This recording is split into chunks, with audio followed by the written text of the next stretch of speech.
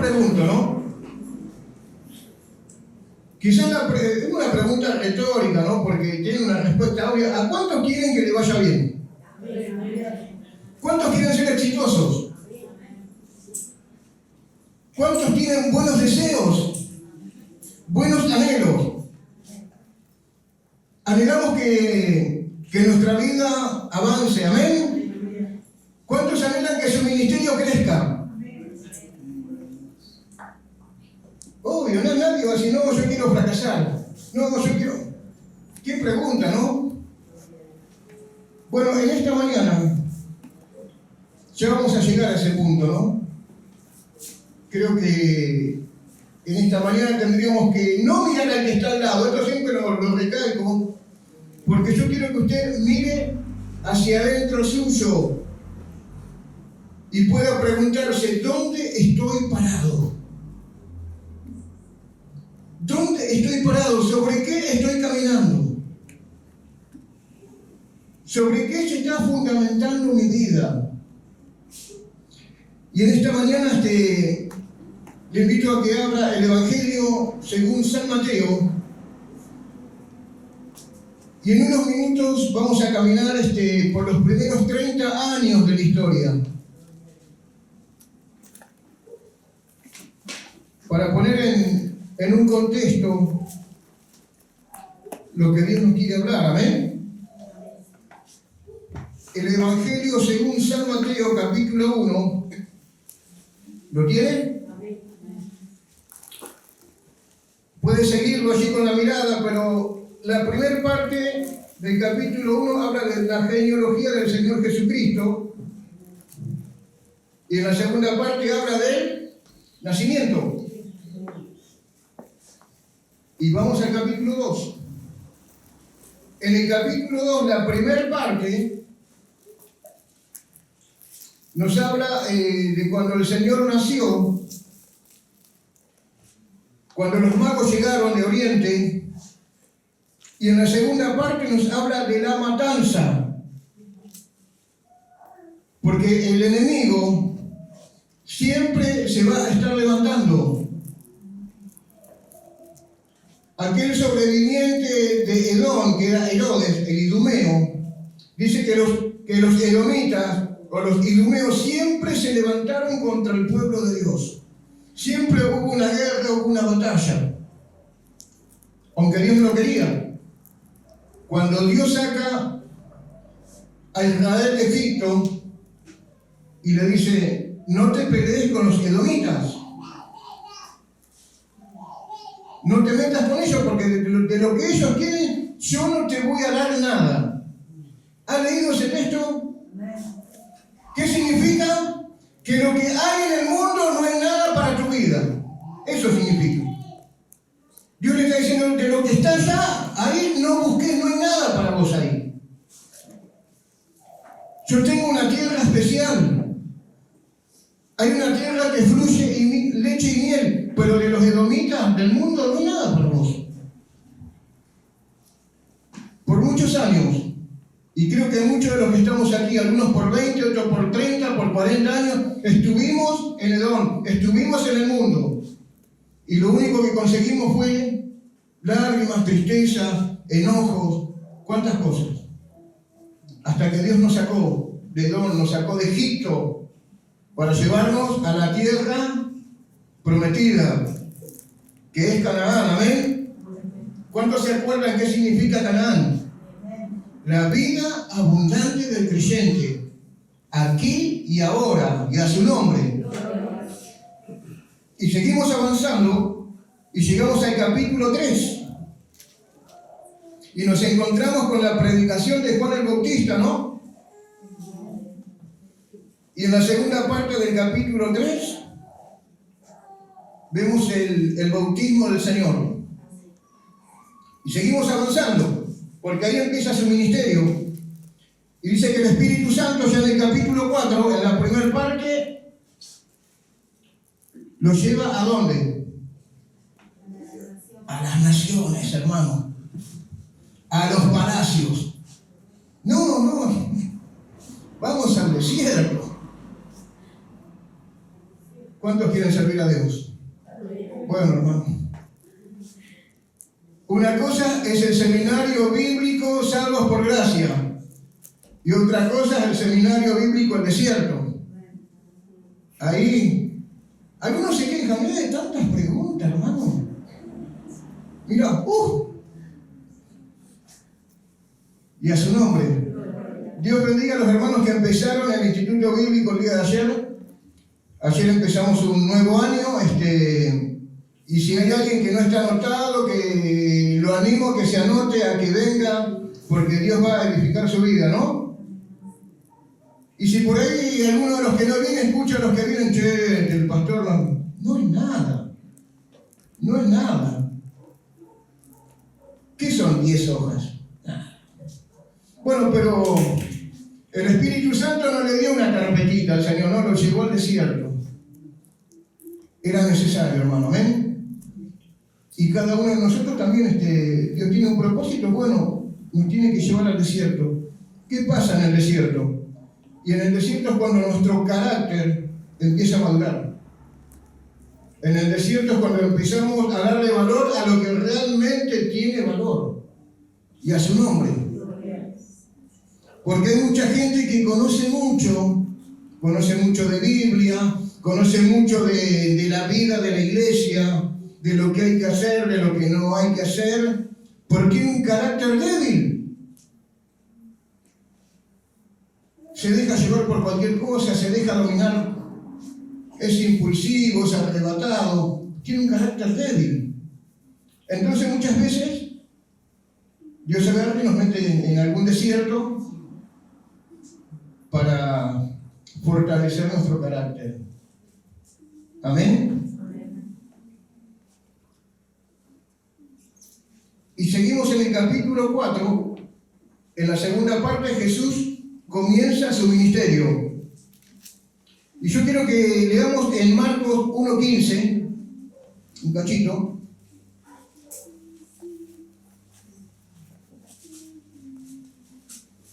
¿Cómo comienza el ministerio del Señor? ¿Lo encontró? El evangelista Marcos dice, vamos del 14.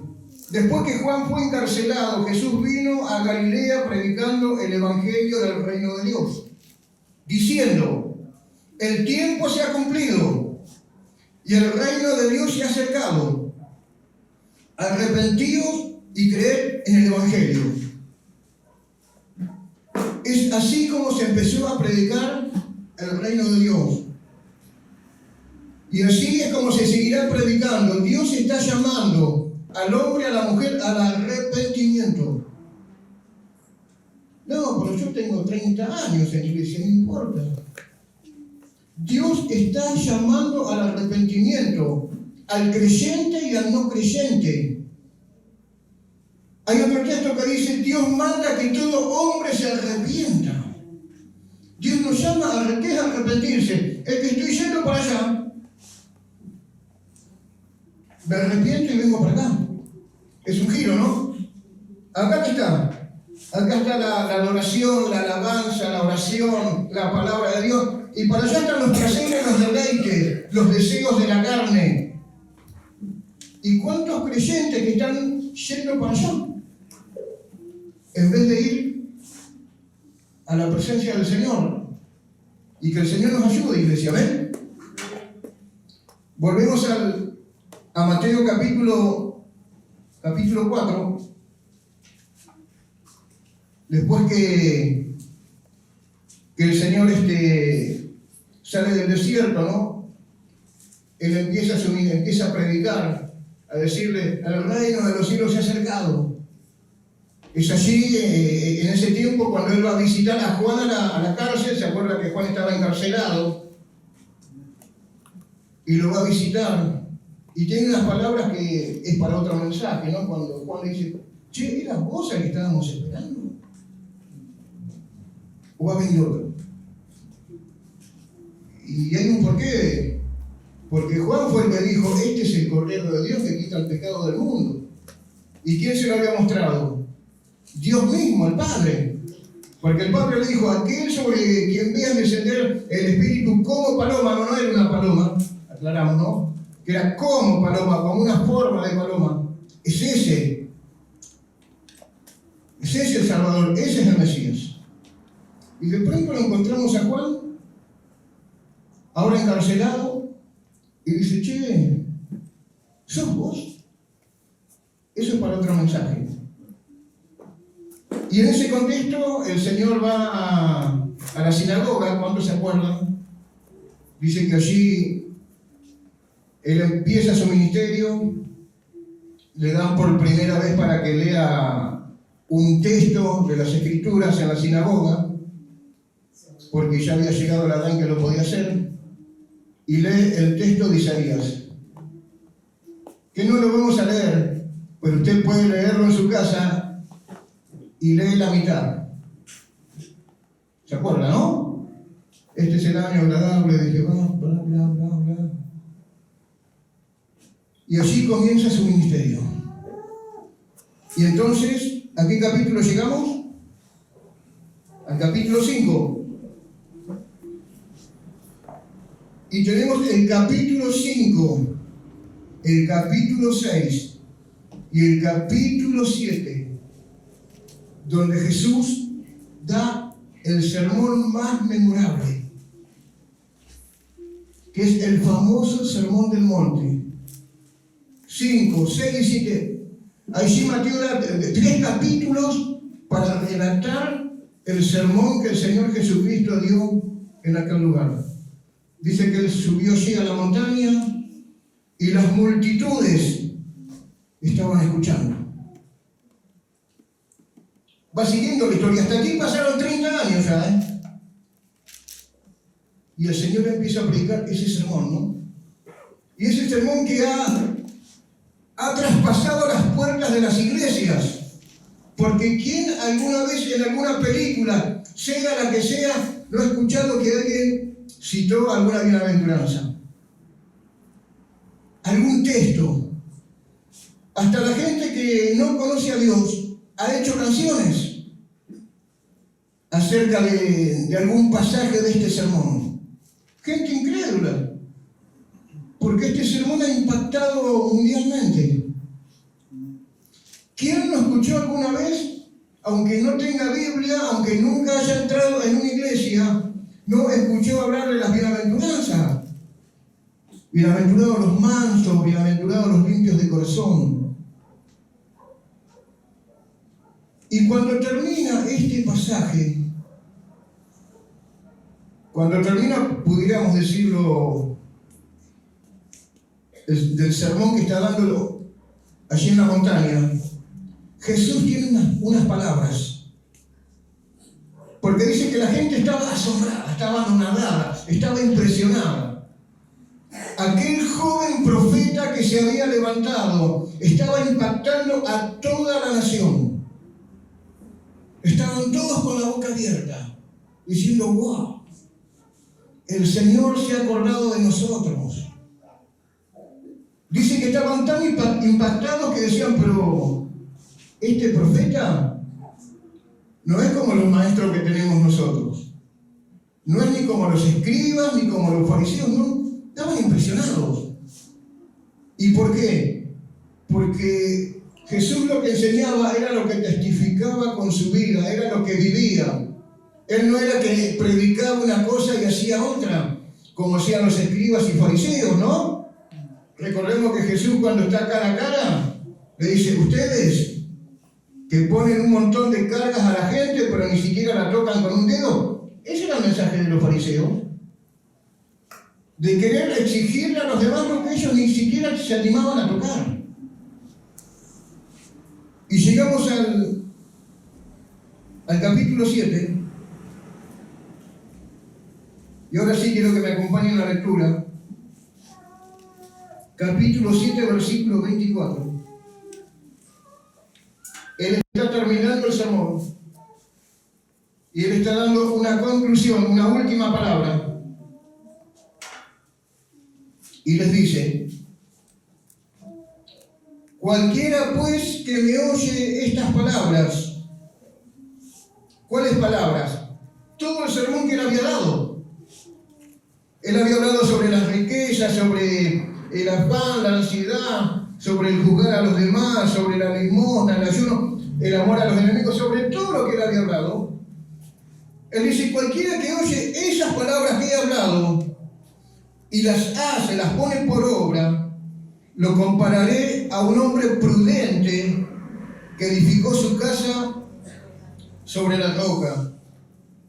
Descendió lluvia, vinieron ríos, soplaron vientos, golpearon contra aquella casa y no cayó, porque estaba fundada sobre la roca.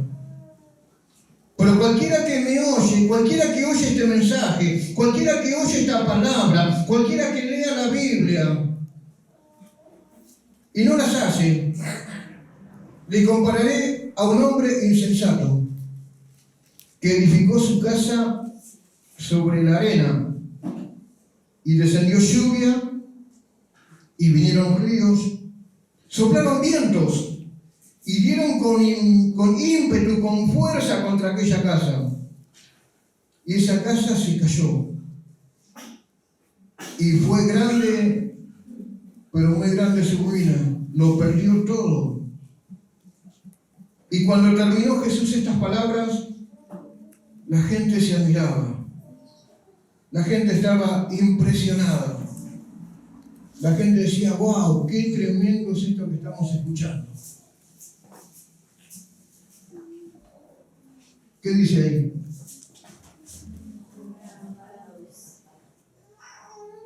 ¿Dónde estaremos parados, hermanos? ¿Estaremos parados sobre la roca? ¿O estaremos parados sobre arenas movedizas que en cualquier momento nos pensamos a hundir? Que cualquier problemita nos saca del propósito de Dios.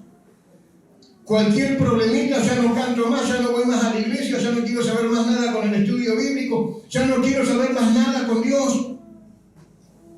¿Dónde estás parado? Que en esta mañana podemos examinarnos.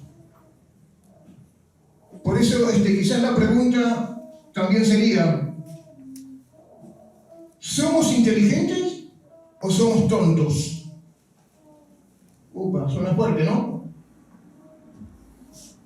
Pero es lo que está diciendo el Señor.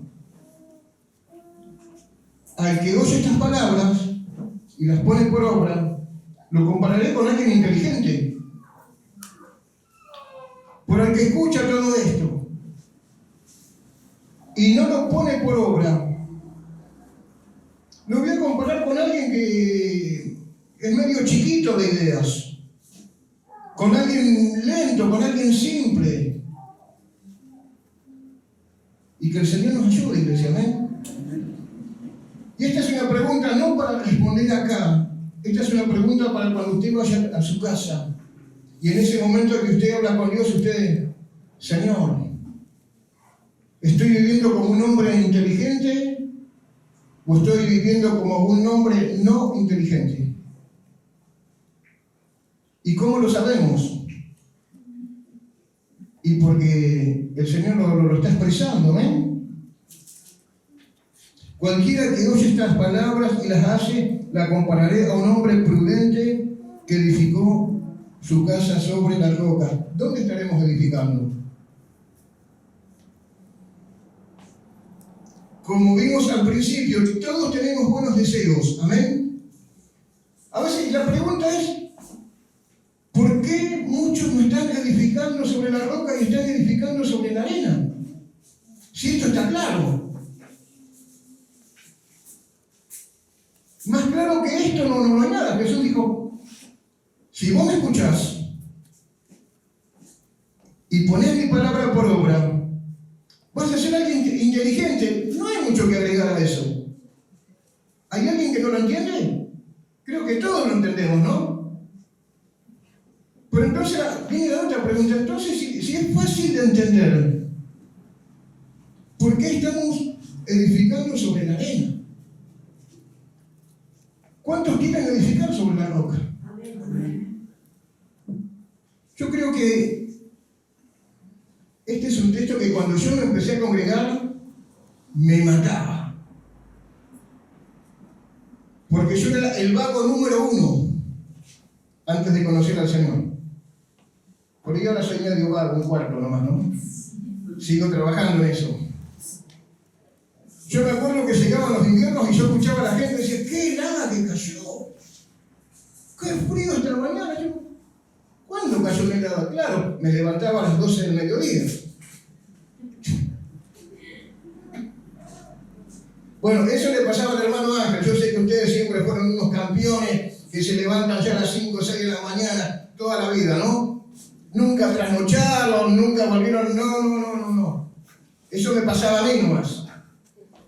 Y de pronto pasaba el pastor y decía, Proverbios capítulo 13, a ver, háblalo.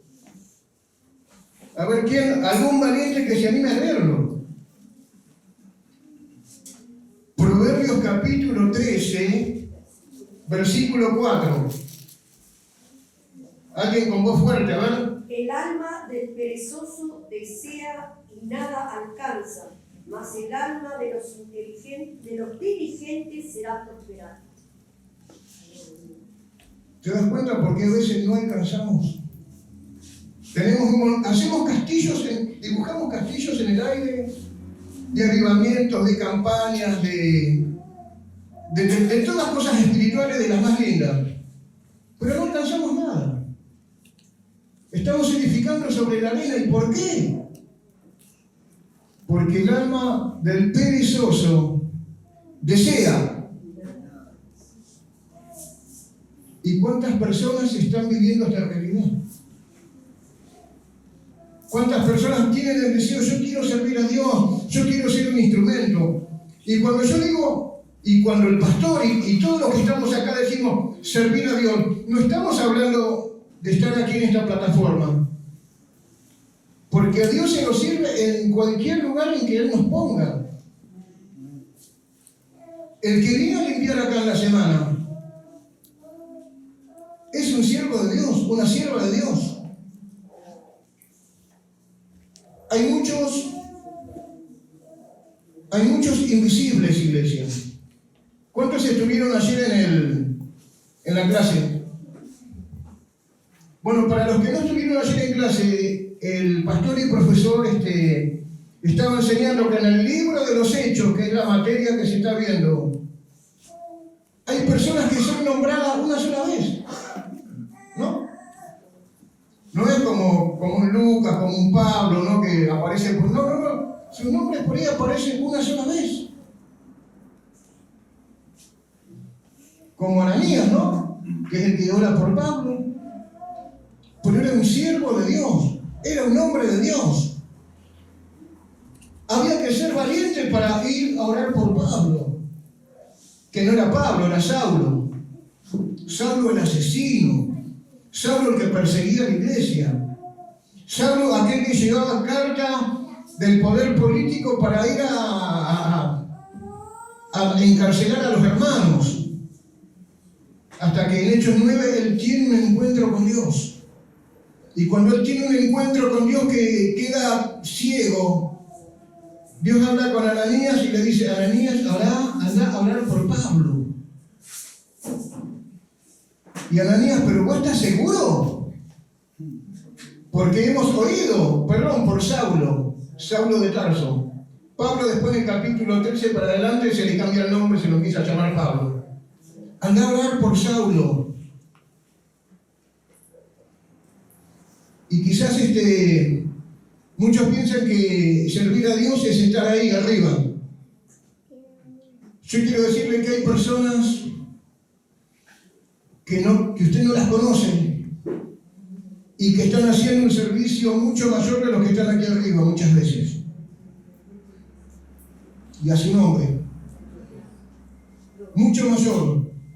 Quizás como se leyó en esta mañana, cuando aquella mujer insignificante, una del montón para cualquiera. Yo no sé cuánto usted dio o cuánto la gente pone en la ofrenda, pero yo estoy seguro que son muy, pero muy pocos de los que ponen todo. Y a su nombre. Muchas veces ponemos, todos ponemos, pero esta mujer no se lo puso todo, no tenía nada más para dar. Puso todo lo que tenía.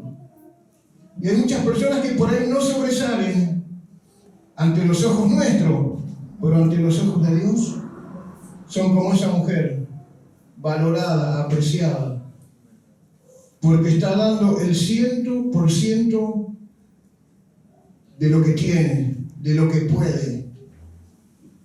Hay muchos que por ahí suben a lugares como estos y están trabajando a media máquina. Están dando el 50% nomás. Por esa mujer lo dio todo. ¿Cuántos quieren ser como esa mujer? Que Dios nos ayude, iglesia, amén, a dar todo. No estamos hablando solo de dinero, sino nuestro tiempo, nuestro potencial, nuestra capacidad. Pero ¿qué sucede? Que si somos como el perezoso, va a quedar solamente en una idea, en un yo pienso, en un yo deseo, en un yo tengo ganas.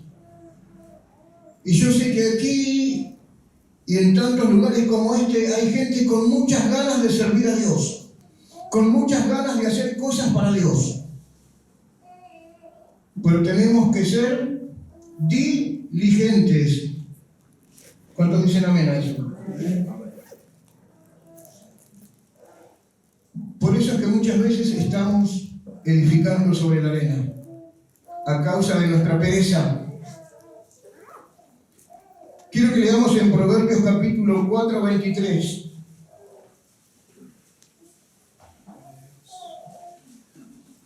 Usted se acuerda lo que vimos el martes pasado, ¿no? Que decían que aquellos que olvidan la historia están condenados a repetirla. ¿Por qué tenemos que ver la historia? Para no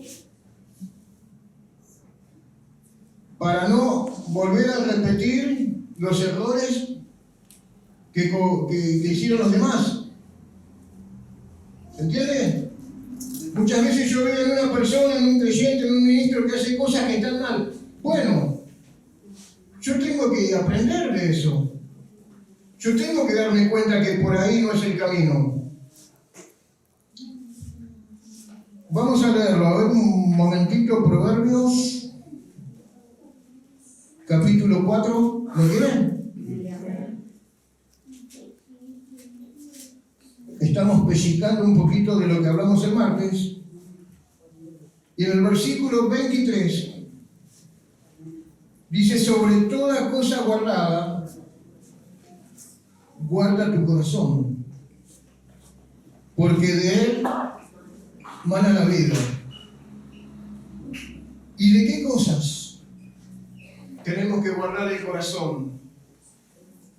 De la avaricia, iglesia, que es idolatría, de los malos pensamientos, de los malos deseos. Dios dice: guarda tu corazón. ¿Por qué? Porque del corazón sale todo. Muchas veces decimos: no, ¿qué pasa que me provocó, pastor? Y tuve una reacción. Quizás en esta mañana tendría que haber traído un platito con una naranja, cortarle al medio y hacer pasar a algún hermano para que la apriete. ¿Cuántos conocen esa historia? Cuando usted corta una naranja al medio y la empieza a apretar y a presionar con toda su fuerza, ¿qué es lo que sale de la naranja? Jugo de naranja. ¿Y por qué sale jugo de naranja? Porque es lo que está ahí adentro. Ahora, si yo empiezo a apretar un cítrico y en vez de salir jugo de naranja, sale jugo de limón, bueno, el creyente es lo mismo. Porque cuando las circunstancias nos empiezan a apretar, las luchas, las pruebas, ¿qué es lo que va a salir? ¿O qué es lo que debería salir? Un gloria a Dios, una aleluya, una alabanza.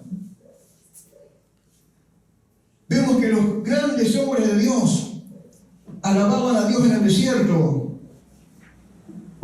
Cuando David tuvo que huir al desierto perseguido por su hijo, en el Salmo 63 él dice: Dios mío eres tú, de madrugada te buscaré. Y mi alma tiene sed de ti, y mi carne te anhela. Y a su nombre.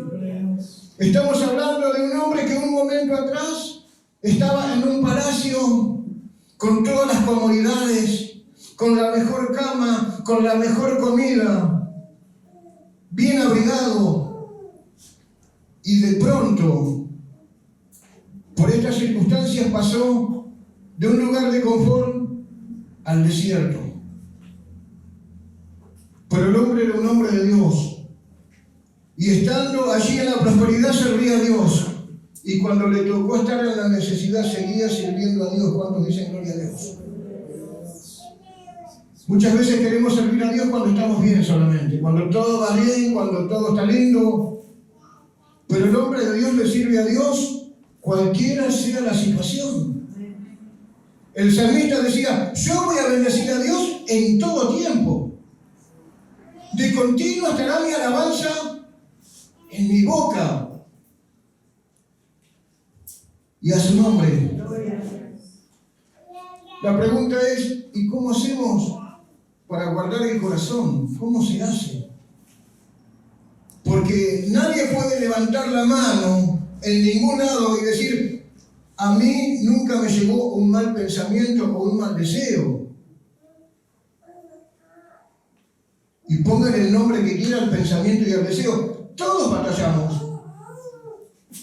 Entonces la pregunta: ¿cómo hacemos?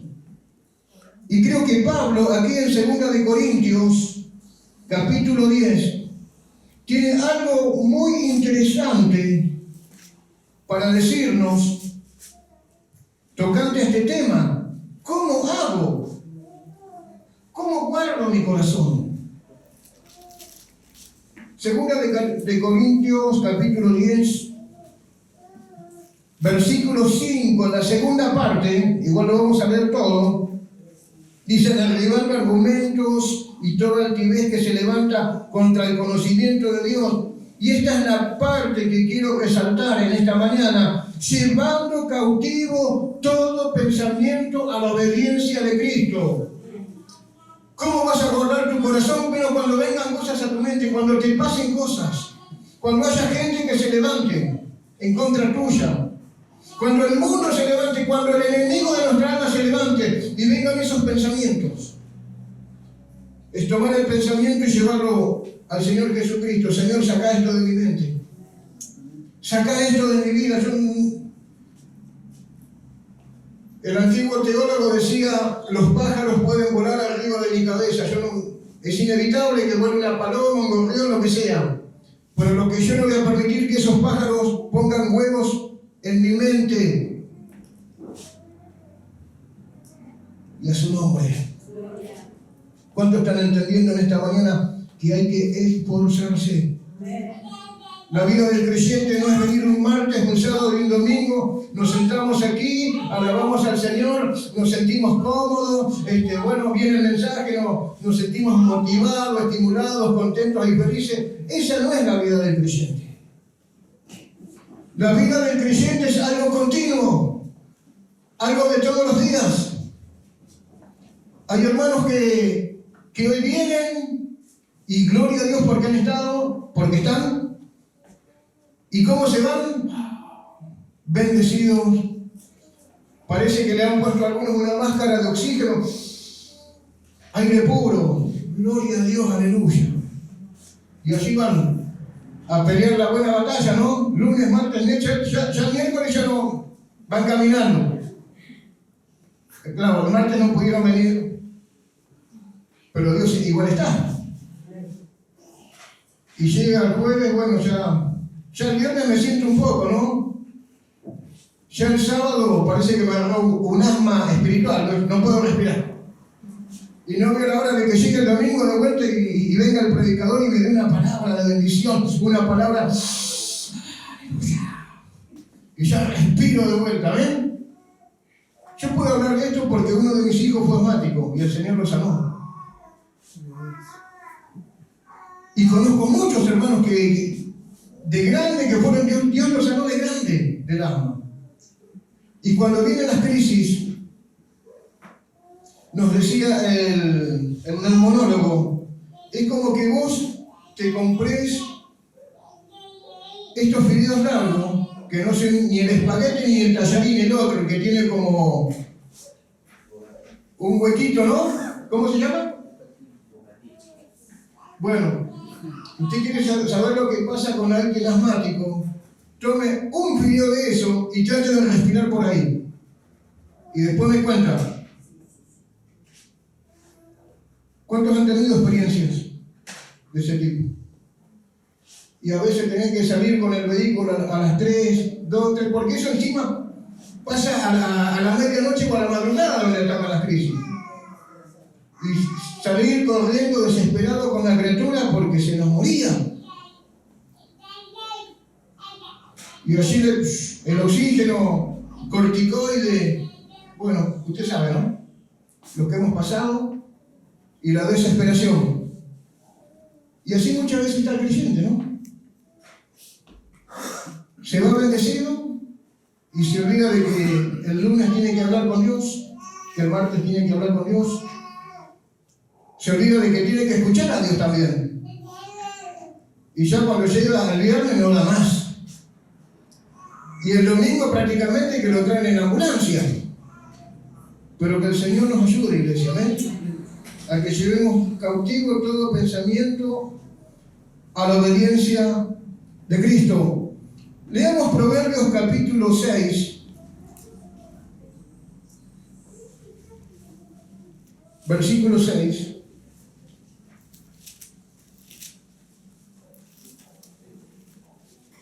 Este era otro de los versículos que más aborrecía. Yo dije, esto no puede ser.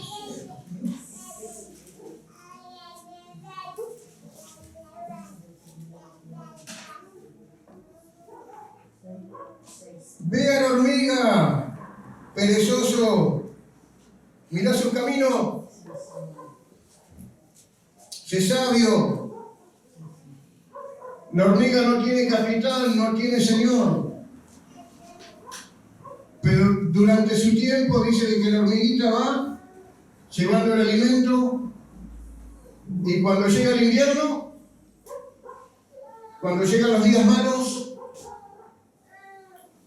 mientras muchos están pasando necesidad, están haciendo piquetes, están quemando cubierta, la hormiga se está matando de risa en su hormiguero. ¿Por qué? Porque no fue negligente, sino que fue diligente. Y en el tiempo que tenía que trabajar, ella trabajó.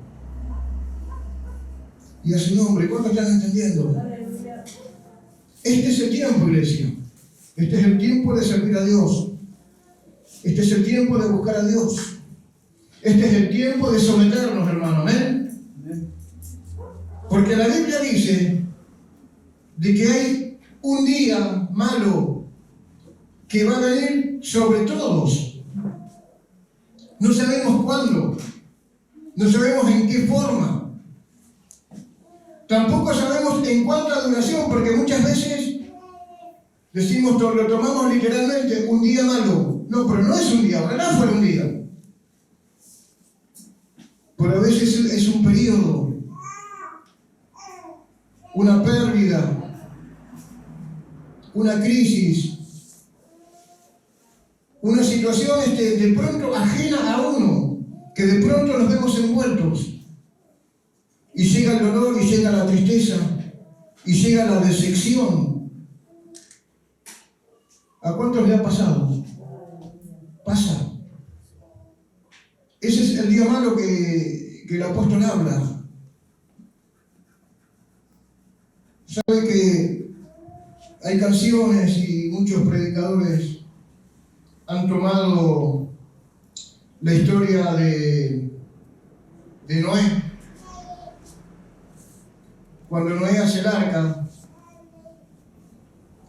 y dice de que llegado su tiempo suben todos al arca con los animales, y todavía la puerta estuvo un tiempo más abierta cuando ellos entraron. ¿Se acuerdan la historia, no? Si no se acuerdan, pregúntenle a los niños de la escuelita que la saben de memoria. Creo que hasta le han puesto nombre a los animalitos. Y de pronto se cerró la puerta. Y cuando empezaron a caer las primeras gotas, la Biblia no lo dice, pero es una cuestión de sentido común y de lógica. Creo que muchos se acercaron al arca y empezaron: Noé, abrinos, ahora creemos, ahora sabemos que lo que estabas diciendo era verdad. Y a su nombre, que el Señor nos ayude, iglesia. ¿Sabe que va a llegar el momento, va a llegar un día en que la gente que no tenía en cuenta a Dios va a llegar desesperada, como muchas veces, como tantas personas, quizás como usted y yo hemos llegado? Un día llegamos a la iglesia corriendo con un problema, ¿no? Y así el Señor nos estaba esperando, porque Él sabía de que ese día íbamos a venir. Y el Señor nos abrazó, nos ministró, solucionó el problema, cambió nuestras vestiduras, nos dio una vida nueva. Y Dios sigue llamando. Como dice el profeta Isaías, buscad al Señor. ¿Cuándo? Hoy. Buscarlo mientras pueda ser hallado. Pero va a llegar el día en que van a venir a golpear las puertas de las congregaciones. Y muchos se irán a preguntar: che, ¿será que hacen culto a la tarde hoy? Porque ya son las 11 y no vino nadie. O capaz que se fueron a Líbanos, capaz que se fueron a hacer campañas, se fue toda la iglesia. No, queridos. El Señor vino a buscar su iglesia. ¿Cuántos saben que el Señor no ha venido a buscar su iglesia? Y muchos van a querer escuchar: che, qué raro que no se escucha la música, no se escuchan las alabanzas. Che, qué raro que no hay programas así que están hablando del Señor. Es que Cristo vino. Y muchos, de la misma manera que golpearon las arcas, van a empezar a golpear y a buscar. Pero va a ser tarde. Y con el día malo pasa lo mismo. Cuando llega el día malo, es como en su casa cuando usted tiene un accidente. ¿Y usted qué hago? Voy al botiquín. Y usted abre el botiquín, no hay una curita, no hay una gasa, no hay alcohol, no hay metiolate, no hay nada. Hay telarañas nomás. ¿Qué vas a hacer? Gloria a Dios. ¿Dónde estás parado? ¿Dónde estás edificando? Y yo quiero decirles, y especialmente a los que peinan canas en el Evangelio, y a los que quizás ya ni peinan, algunos no tienen ni para peinarse, gloria a Dios los que tienen canas, aunque sean, pero lo que el Señor Jesucristo ha estado hablando en este pasaje, al terminar el Sermón del Monte, lo hemos visto en miles y miles de personas. Quiero que me acompañe un cachito al Evangelio según San Lucas, porque en el Evangelio de Lucas también tenemos esta historia. San Lucas capítulo 6. versículo 46. Porque Mateo dice a cualquiera que oye, pero Lucas es un poco más específico. ¿Alguien lo tiene? 6:46. Léalo fuerte, a ver. ¿Por qué llamas Señor, Señor, y no hacéis lo que yo os digo? Amén. Lucas va más al hueso. ¿A quién les estaba hablando el Señor? ¿A quién les estaba diciendo, ojo con edificar sobre la arena? Ojo con ser pocos inteligentes.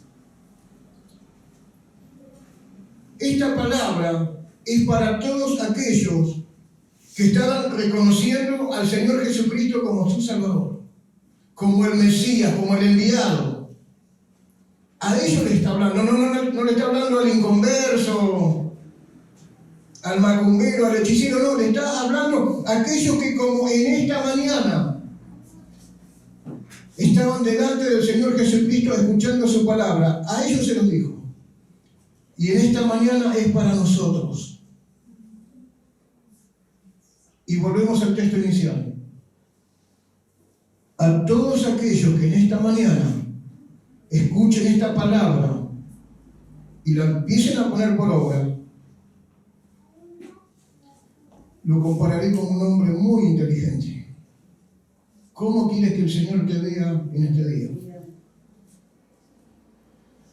La hora está avanzando, pero espero que uno de los temas que quería resaltar, que es el tema de la pereza, porque todos amamos al Señor. ¿Cuántos aman al Señor? ¿Amén? Y Dios tiene una palabra para aquellos que le dicen que le aman, que está en el capítulo 9 de Lucas. Vamos a leerla.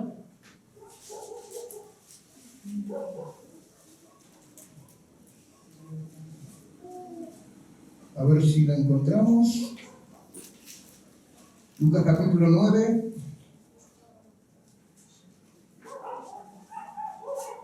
Versículo 57.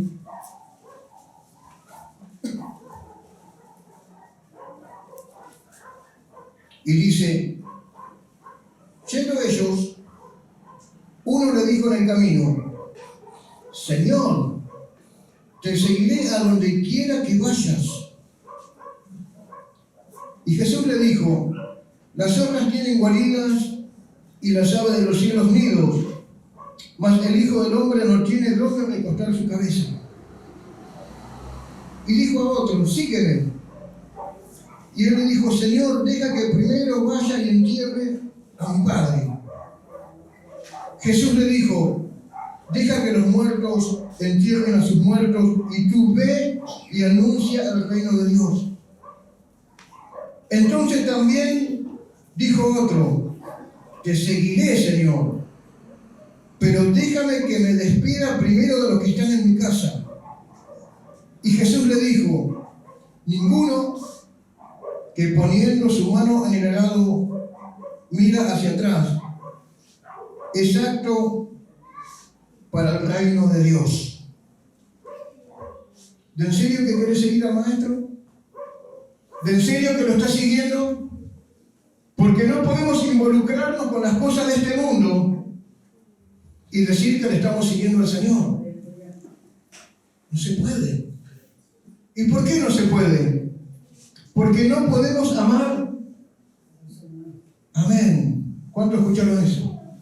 Diga amén entonces. Amén. No podemos servir a dos señores. No podemos estar en el negocio y en el servicio a Dios.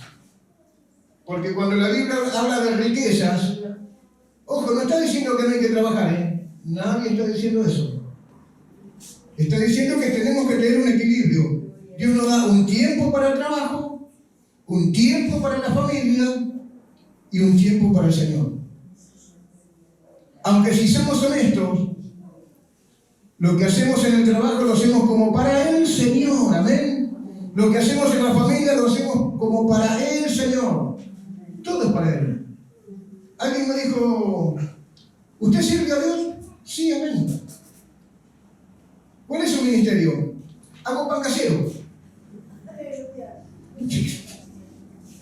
Sí, porque la Biblia dice que cuando yo hago el pan casero, no lo hago para Juancito, Miguelito, Fernandito, no, lo hago para el Señor. Y lo hago de la mejor manera. No le mezquino nada, le pongo lo que le tengo que poner. Lo hago para el Señor, amén. Y yo creo que los que trabajan en la construcción, creo que el creyente no hace así nomás listo, ya está. No, lo hace bien, lo hace a conciencia, porque lo hace para el Señor, amén. Y aquellos que por ahí trabajan en gastronomía, que están cocinando, haciendo algo, también. Mirá quién vino. No le tiran, no. Sino que lo atiende, sirve bien. ¿Por qué? Porque lo hace como para el Señor. Y el Señor se alegra, se goza y te da recompensa, amén. Vamos a leer un texto más en Marcos capítulo 12.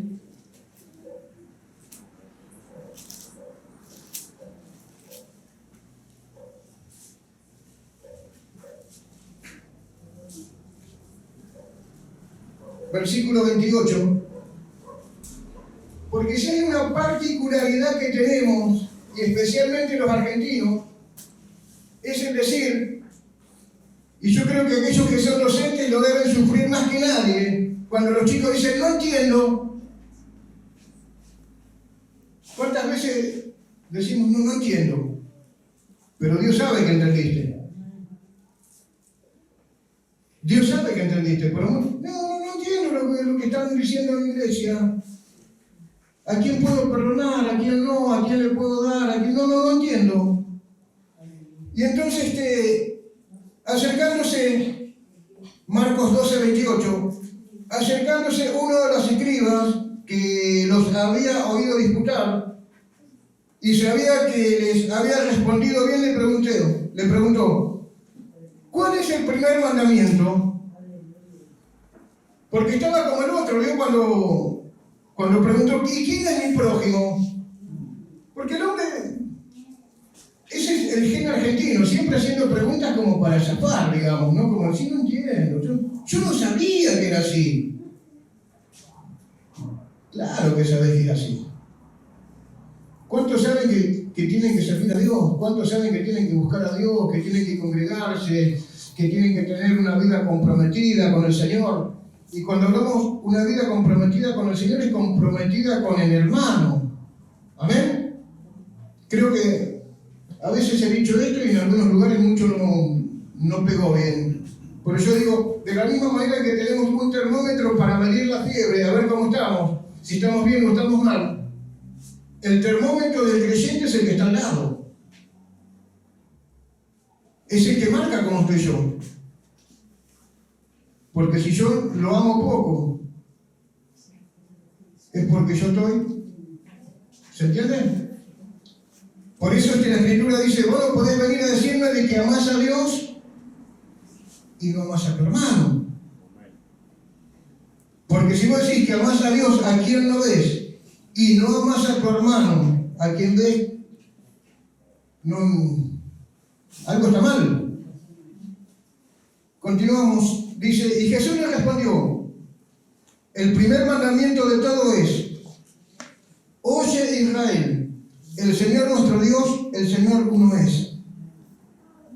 Y le dijo, amarás al Señor tu Dios con todo tu corazón, con toda tu alma, con toda tu mente, con toda tu fuerza. Este es el principal mandamiento. Y de vuelta la pregunta, ¿dónde estás parado? ¿Estás parado sobre la arena o estamos parados sobre la roca? ¿Sobre qué estamos parados? Que en esta mañana podamos tener una mirada hacia adentro, hermano, ¿eh? Muchas veces miramos al que está al lado, la esposa, el esposo, el hijo, el conocido, el pariente, el amigo. Che, qué mal que estás. Pero ¿por qué no te miras un poquito vos? ¿Por qué no nos miramos un poquito nosotros? Porque muchas veces vemos la basurita que está en el ojo del hermano, ¿no? A mí me ha pasado.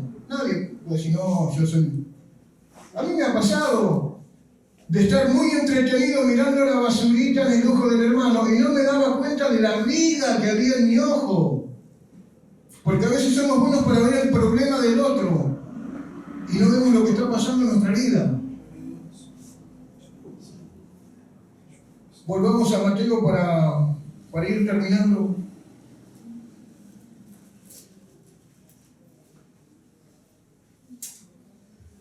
Yo creo que cuando Dios nos habla de esta manera, nadie queda ileso. Yo creo que algo de esto nos ha tocado a todos. Una parte de algo nos ha impactado.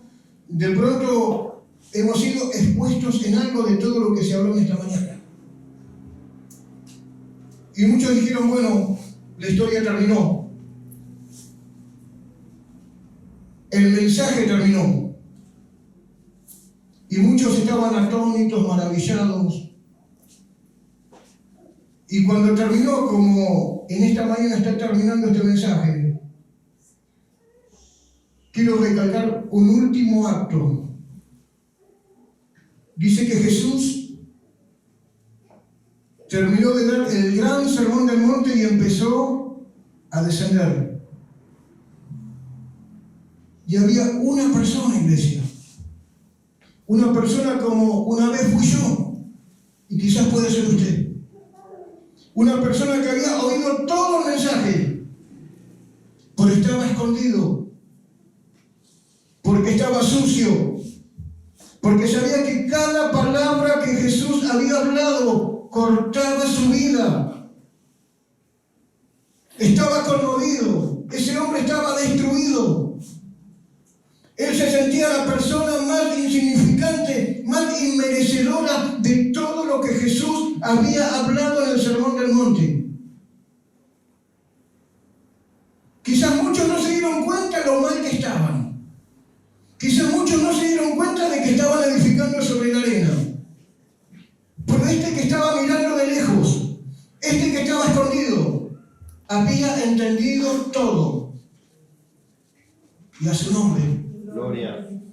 Y quiero hablar de la oración para culminar de la oración más corta de la Biblia. Para mí es la más corta, la cual Dios responde inmediatamente. Y esto está en Mateo capítulo 8, y esto está en Marcos capítulo 1, versículo 40. Y dice que cuando Jesús descendía del monte, dice que un hombre apareció. Un hombre leproso, un hombre lleno de pecado, lleno de vicio, lleno de cuantas cosas. Un hombre que había entendido, que entendía lo que Jesús hablaba, que había entendido el mensaje. Un hombre que conocía la palabra, porque él sabía que como leproso, él no se podía acercar a nadie. Y tiene la oración, o una de las oraciones más cortas de la Biblia. ¿Y cuál fue? Señor, si quieres puedes limpiarme. Y Jesús dijo, yo quiero ser limpio. Y si en esta mañana alguien entendió como este leproso, de que hay cosas en su vida, de que hay cosas en su corazón que todavía tienen que ser ministradas por el Espíritu Santo. Si alguien ha descubierto que en su corazón todavía hay cosas que no le agradan a Dios, si alguien ha descubierto que de pronto estoy levantando una pared sobre la roca y estoy levantando la otra pared sobre la arena, en esta mañana, el que limpia tu vida está en este lugar. En esta mañana el que te da una nueva oportunidad está en este lugar, iglesia. Me conmueve solamente porque a mí me pasó de que cuando tuve un encuentro con el Señor, solo pude quebrantarme. Y yo creo que aquel hombre se habrá quebrantado. Y ¿sabe por qué? Porque de pronto, cuando Jesús le dice, quiero ser limpio, sus manos sucias,